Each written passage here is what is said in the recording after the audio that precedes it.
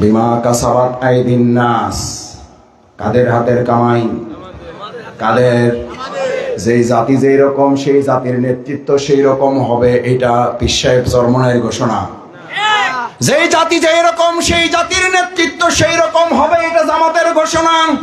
যেই জাতি যেই রকম তার নেতৃত্ব সেই রকম হবে, এটা নজরুল ভাইয়ের ঘোষণা। প্রিয় নবী মুহাম্মদুর রাসূল সাল্লাল্লাহু আলাইহি ওয়াসাল্লামের ঘোষণা, যেই জাতি যেই রকম তার নেতৃত্ব সেই রকম হবে। আজ আমরা এক আল্লাহওয়ালা জাতি পরিণত হব, আমাদের নেতৃত্ব ওমরের মতো হবে। আমরা ওমরের মতো শাসন চাই, তার আগে ওমরের মতো সেই জুমায়ের আমরা একজন সুনাগরিক হতে চাই। কাল কিয়ামতের কঠিন ময়দানে যখন আর কারো সুপারিশ করার কোনো সুযোগ থাকবে না, সেদিন সুপারিশ করবেন কে? কে? রাসূল করিম সাল্লাল্লাহু আলাইহি ওয়াসাল্লাম। সমস্ত নবী আম্বিয়া কিরামগণ যখন শুধু এই কথা বলতে থাকবে, ইয়া নাফসি ইয়া নাফসি, গোটা কিয়ামতের ময়দানের এক প্রান্ত থেকে একটা আওয়াজ শোনা যাবে,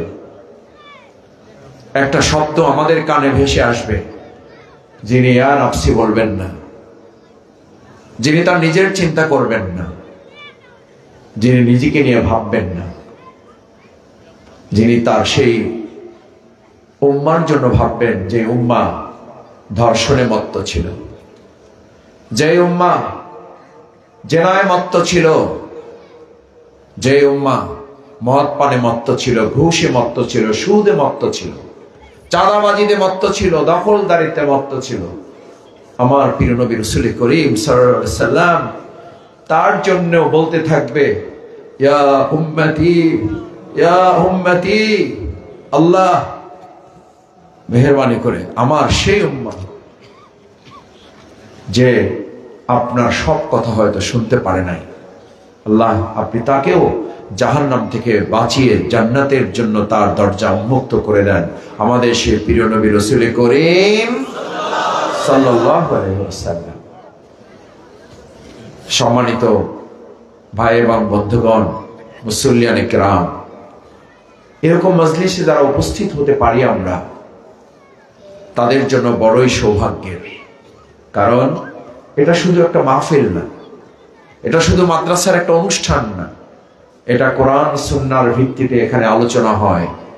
কোরআনের এই আলোচনার বাগান আপনি আমি এখন সামনে ডানে বামে আমরা কিছুই দেখতে পাই না, অথচ রাসূল করিম সাল্লাল্লাহু আলাইহি সাল্লামকে দিয়ে আল্লাহ তাআলা বলেন, এই আলোচনা অনুষ্ঠানকে চার দিক থেকে হাজারো রহমতের ফেরেশতা এখন আমাদেরকে পাহারা দিচ্ছে। সুবহানাল্লাহ।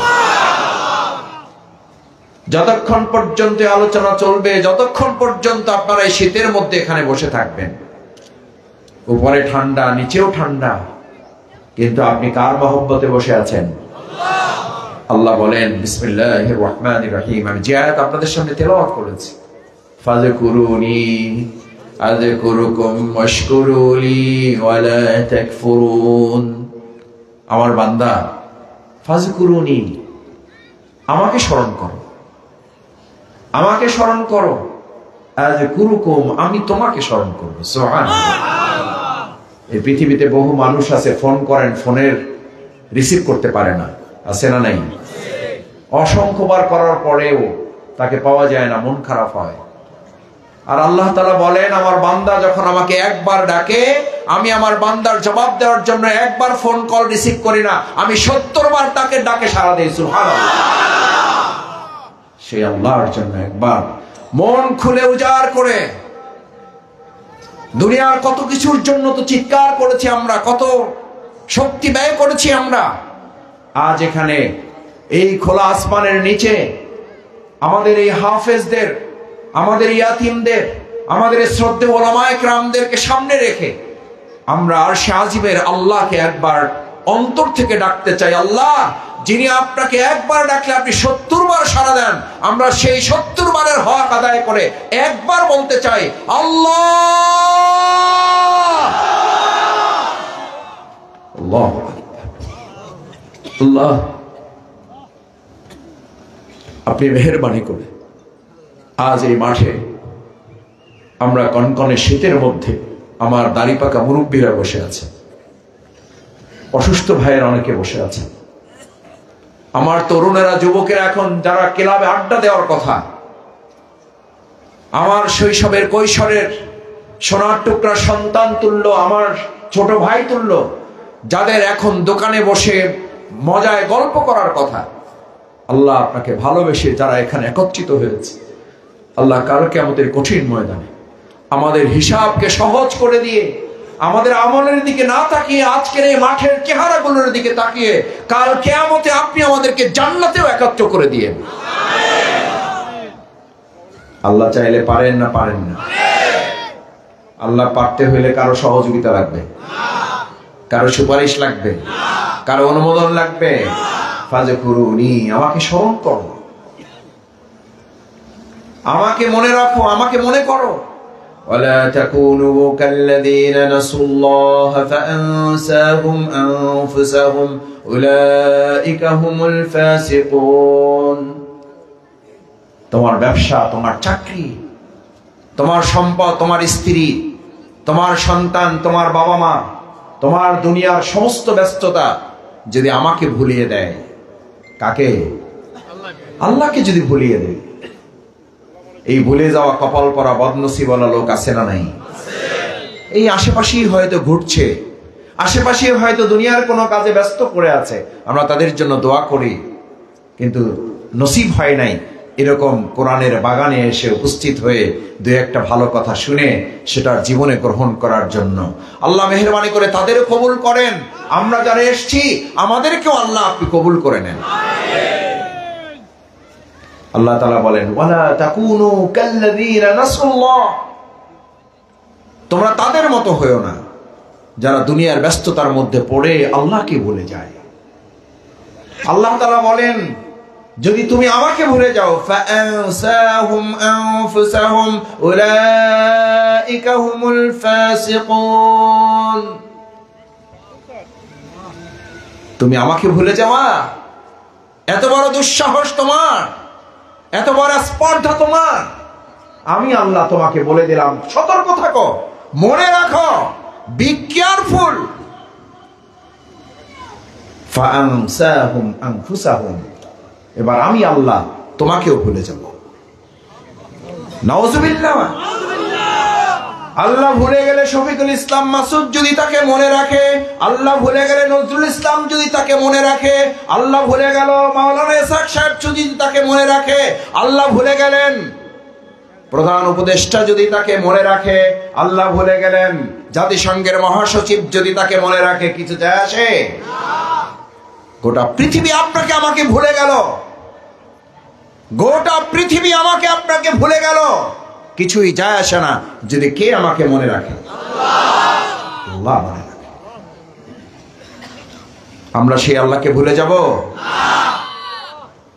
এই ভুলে যাবেন না বললেই হবে না। আল্লাহকে ভুলে যাওয়ার অর্থ শুধু এই নয় যে এখানে আমরা অন্তর থেকে শুধু আল্লাহ বলে আমাদের দায়িত্ব শেষ করলাম।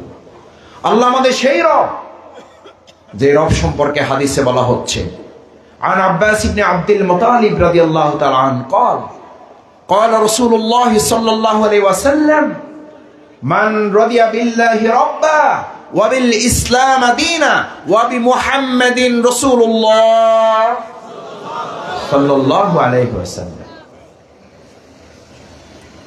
ভাইয়েরা, তরকারির স্বাদ আছে না নাই?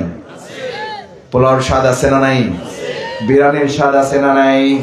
ডালের স্বাদ আছে না নাই? মাছের স্বাদ, গোস্তের স্বাদ, মুরগির স্বাদ আছে না নাই? শুধু ইমানের স্বাদই নাই। দুনিয়ার সব স্বাদ আছে, ইমানের স্বাদ, ইমানের স্বাদ আছে, আছে। ঢাকায় আছে, এখানে নাই। বাউফলে আছে, নওয়ালায় নাই। নওয়ালায় আছে, নতুন ভাঙ্গরায় নাই। নতুন ভাঙ্গরায় আছে, মজলিসে নাই। কি আছে? কি আছে? ইমানের স্বাদ দিতে চান আজকে? তাহলে যে আল্লাহর কথা আলোচনা হচ্ছে, সে আল্লাহর জন্য রাসূল করিম সাল্লাল্লাহু আলাইহি সাল্লামকে দিয়ে আল্লাহ তাআলা বলছেন। আব্বাস ইবনে আব্দুল মুত্তালিব রাদিয়াল্লাহু তাআলা আন قال রাসূলুল্লাহ সাল্লাল্লাহু আলাইহি ওয়াসাল্লাম মান যাকা তু'মাল ঈমান, যদি তুমি ঈমানের স্বাদ অনুভব করতে চাও, যে ব্যক্তি চায় সে যেন তিনটা জিনিসকে সামনে রাখে। কয়টা? চারটা? পাঁচটা? মান রাদিয়া বিল্লাহি রাব্বা, আল্লাহকে এমন ভাবে গ্রহণ করব, আমরা একটা লাইন মুখস্থ করে নিয়ে যাব, এমন ভাবে আল্লাহকে আজকে এখান থেকে গ্রহণ করে যাব, আল্লাহ আমার রব, এই রবই আমার আল্লাহ, আমার রব, আল্লাহ আমার রব, এই রবই আমার চেয়ারম্যান, আমার সব এমপি, আমার সব মন্ত্রী, আমার সব সচিব, আমার সব। বুঝেন? কিন্তু যখন আপনি সালাত আদায় করেন, সূরা ফাতিহা পড়েন, সেখানে গিয়ে আল্লাহকে ওয়াদা করে আসেন, বিসমিল্লাহির রহমানির রহিম, ইয়াকা না'বুদু ওয়া ইয়াকা নাস্তাঈন। বলেন না তো? মাঝে মধ্যে বলেন, সব রাকাতে তো বলেন না। বলেন, আল্লাহ তোমার ছাড়া কারো গোলামি করি না। করেন? বুঝে বলেন, করেন? করেন? এদিকে দুই তিনজন কয় করি। আর যারা আসতে বলছেন তারা চিন্তা করতেছেন কোনটা বইলা যে বিপদে পড়বো তার তো ঠিক নেই। এখানেও দুই তিনজন ঠিক বলছে। আল্লাহ আমার রব, এই রবই আমার।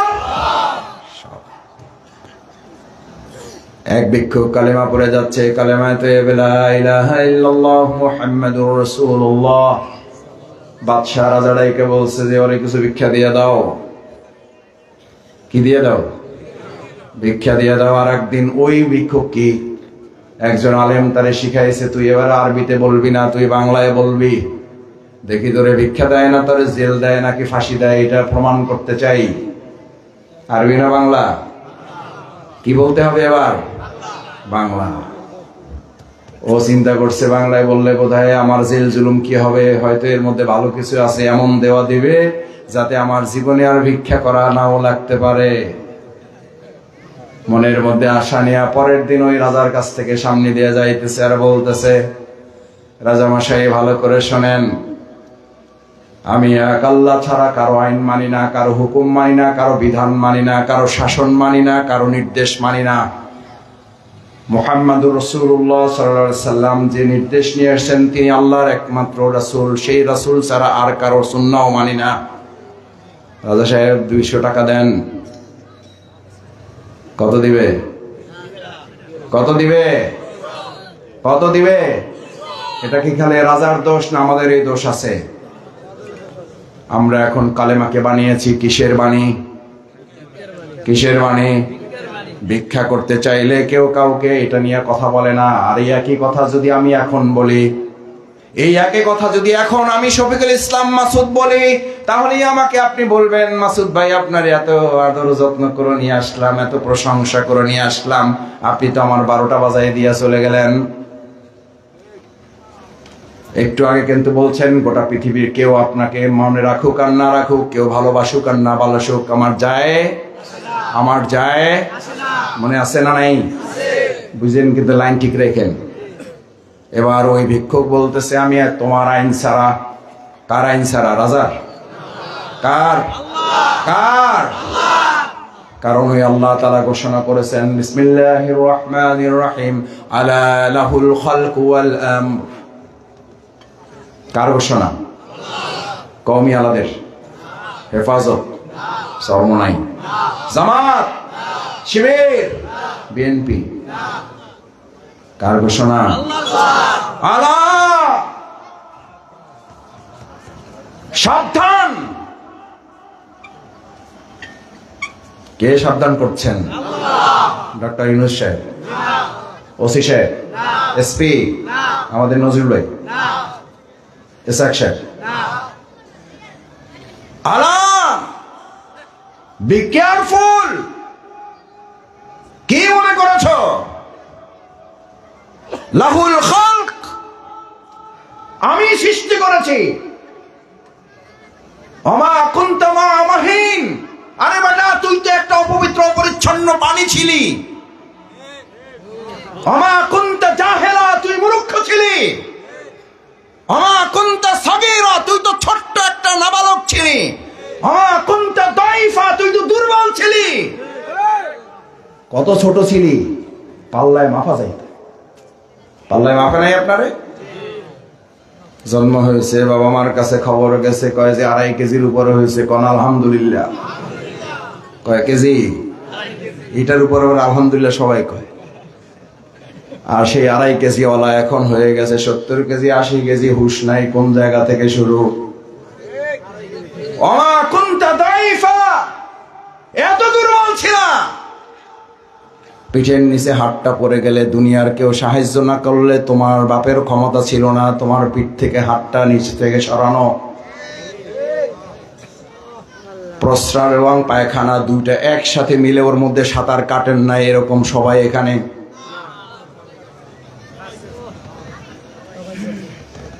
আবার আল্লাহ তাআলা এমন বয়সে আপনাকে পৌঁছাতে পারেন, আবার ওই প্রস্রাব এবং পায়খানার মধ্যে সাঁতার কাটা লাগতেও পারে না। পারে না?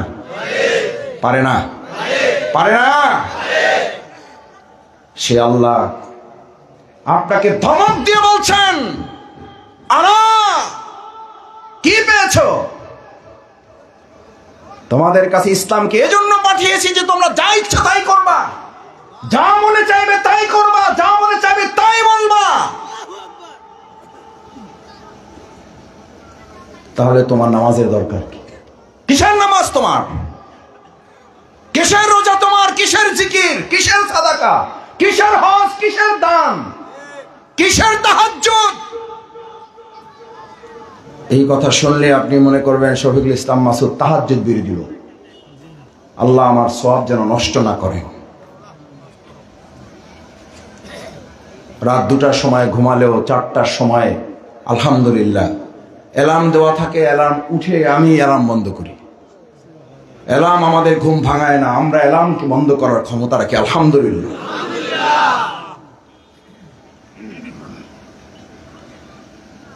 সেই তাহাজ্জুদের মর্যাদা সম্মান সামনে রেখে বলছি, সামনে রেখে বলছি।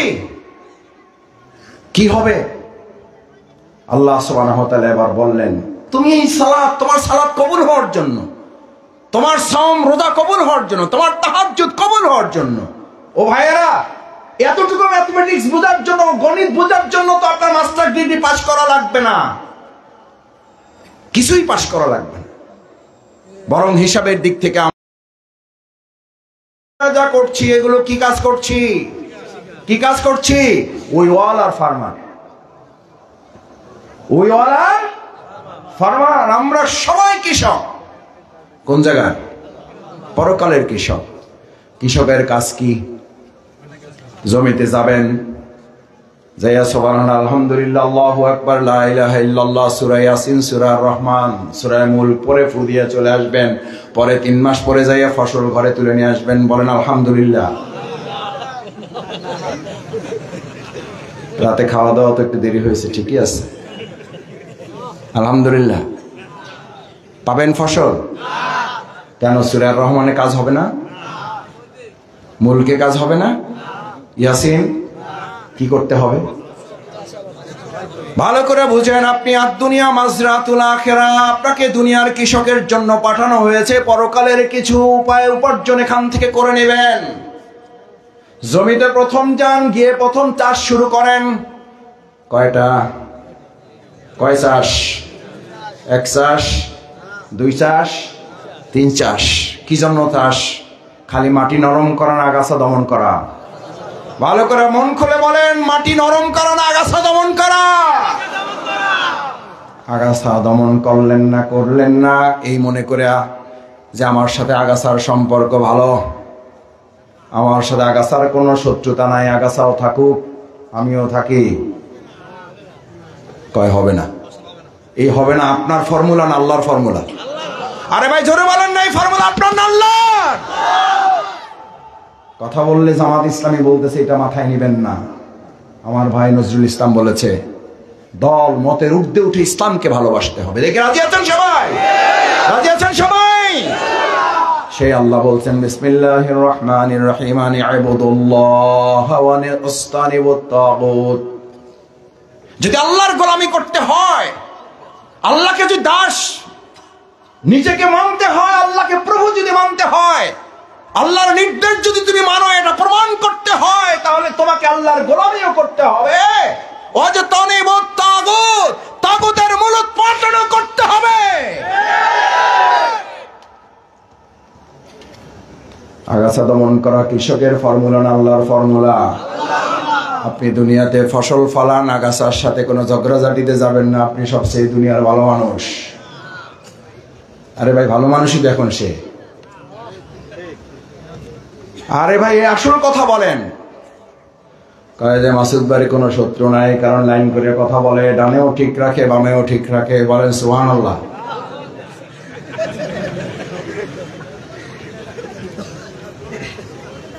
ডানেও ঠিক রাখে বামেও ঠিক রাখে। মুহাম্মদ রাসূলুল্লাহ সাল্লাল্লাহু আলাইহি সাল্লামকে কাফির মুশরিকরা এসে প্রস্তাব দিয়েছিল, মুহাম্মদ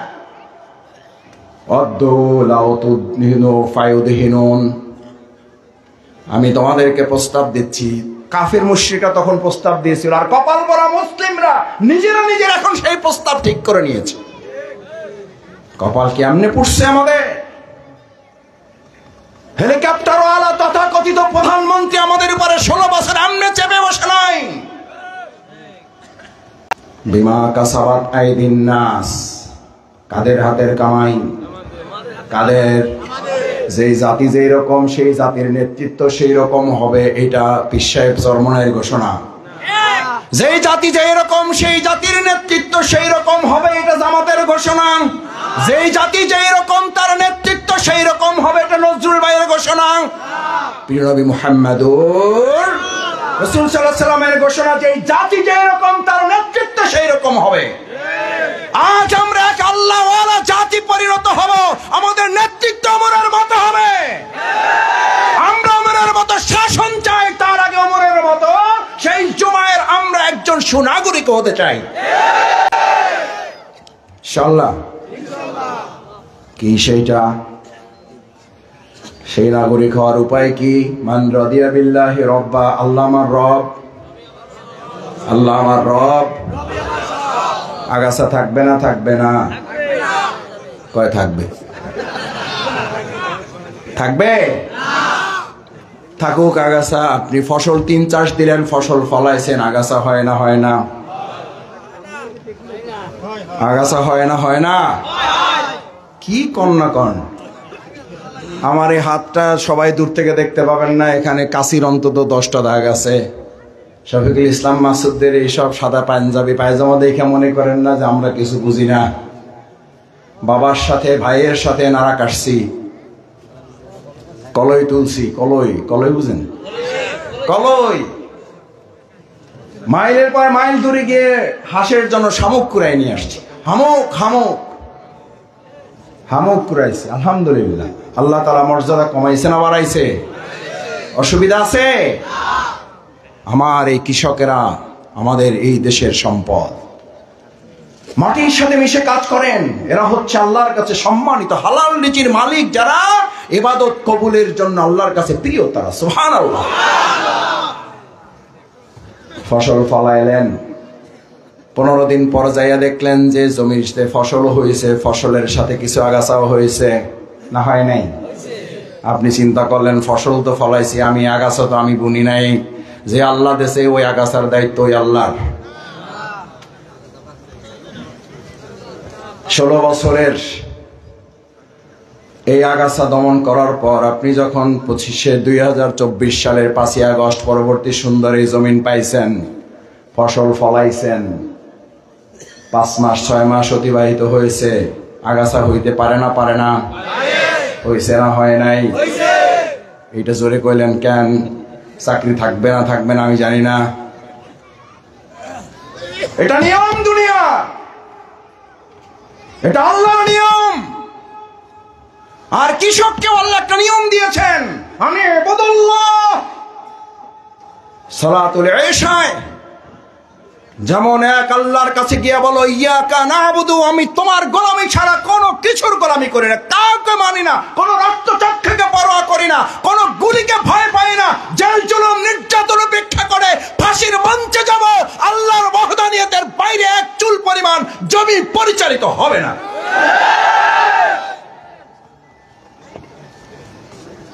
হবে? সেই আল্লাহ তাআলা এবার বললেন আনে ইবুদুল্লাহ ওয়াজতানিবুত তাগুত, তোমরা এবার আল্লাহর গোলামি করো। আলহামদুলিল্লাহ, আমাদের শ্রদ্ধাভাজন পীরজাদা আলহাজ হযরত মাওলানা হানজালা সাহেব এসেছেন। একটা তাকবীর, লিল্লাহি তাকবীর, লিল্লাহি তাকবীর।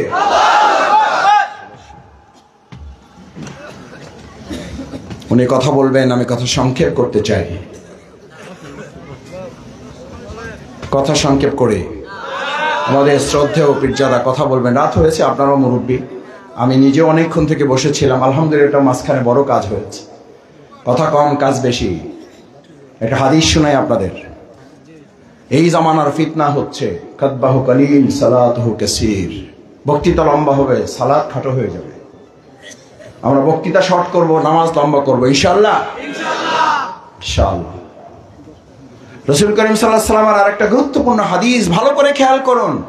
এই জামানার ফিতনা এটা হবে না, এই জামানার ভয়ঙ্কর ব্যাধি এটা হবে না যে করোনা, এই জামানার ভয়ঙ্কর ব্যাধি এটা হবে না দুরারোগ্য ব্যাধি কলেরা, এই জামানার ব্যাধি এটা হবে না যে দুরারোগ্য ব্যাধি ক্যান্সার।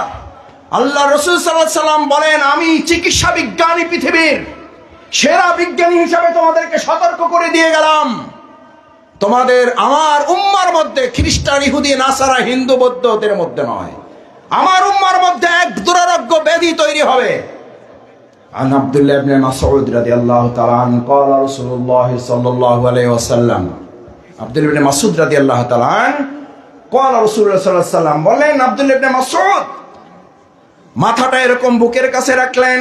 রাসূল করিম সাল্লাল্লাহু আলাইহি ওয়াসাল্লাম আব্দুল্লাহ ইবনে মাসউদের কান এবং রাসূল সাল্লাল্লাহু আলাইহি ওয়াসাল্লামের ঠোঁট মোবারক কাছাকাছি হয়ে গেল। আব্দুল্লাহ ইবনে মাসউদ রাদিয়াল্লাহু তাআলা আনহু বলেন, আমি রাসূল সাল্লাল্লাহু আলাইহি ওয়াসাল্লামের যখন ঠোঁট মোবারকটা আমার কানের সাথে লেগেছে, আমার পুরো শরীরটা শিউরে উঠল। আমার মনে হলো গোটা পৃথিবীর সমস্ত জলকানিটা আমার শরীরের সাথে লেগে গেছে।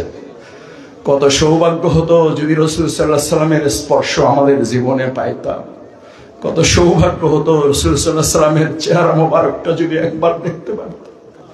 কত সৌভাগ্য হতো রাসূল করিম সাল্লাল্লাহু আলাইহি ওয়াসাল্লামের সামনে থেকে যদি কথা বলার সুযোগ আমরা পেতাম। আলহামদুলিল্লাহ, আল্লাহ তাআলা মেহেরবানি করেছেন। এই উম্মাকে কাল কিয়ামতের কঠিন ময়দানে রাসূল করিম সাল্লাল্লাহু আলাইহি ওয়াসাল্লাম সুপারিশ করে করে জান্নাতে নেবে এবং আমরা রাসূলের সাথে সাক্ষাৎ পাবো ইনশাআল্লাহ।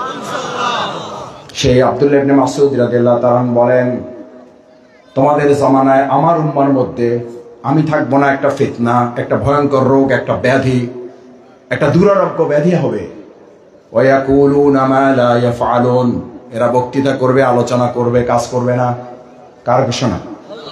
রাসূল করিম সাল্লাল্লাহু আলাইহি ওয়াসাল্লাম বলছেন, এরা আলোচনা করবে, রাতের পর রাত, দিনের পর দিন আলোচনা হবে, কাজের বেলায় নাই।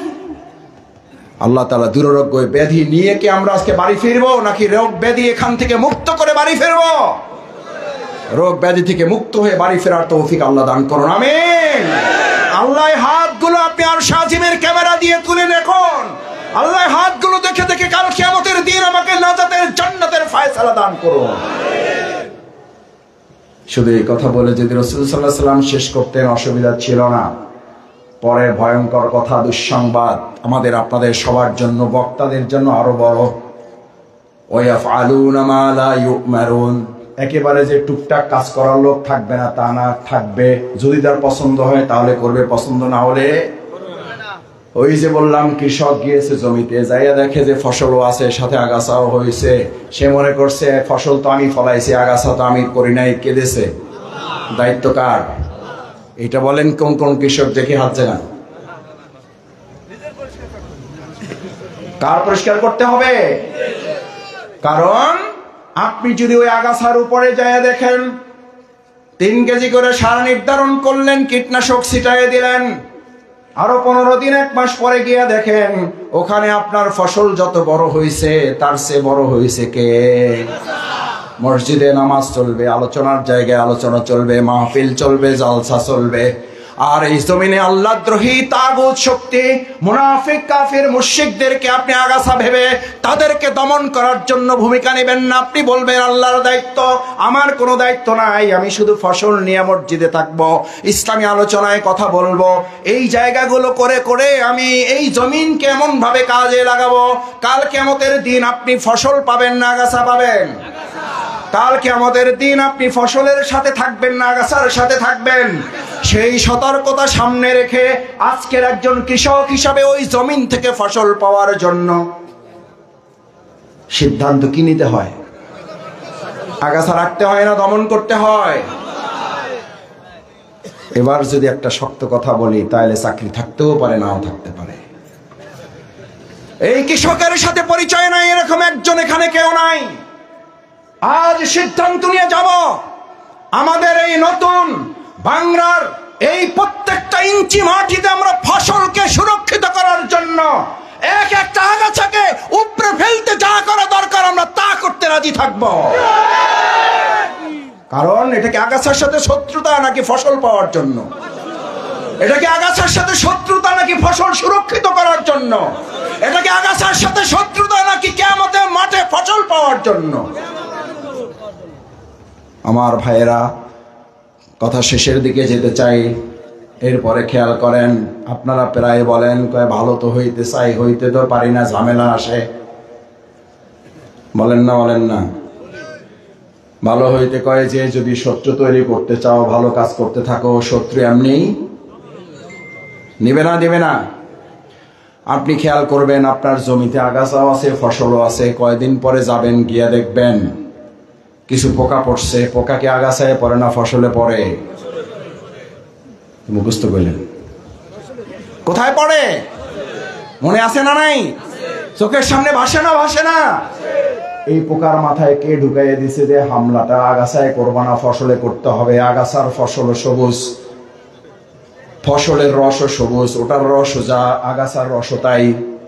পোকার মাথায় এই বুদ্ধিটা কে ঢুকাইয়ে দিছে যে হামলাটা ফসলে করবি, আগাছায় করে লাভ নাই, কারণ আগাছার কোনো মূল্য নাই, হামলাটা করতে হবে ফসলের উপরে, ওটার মূল্য আছে।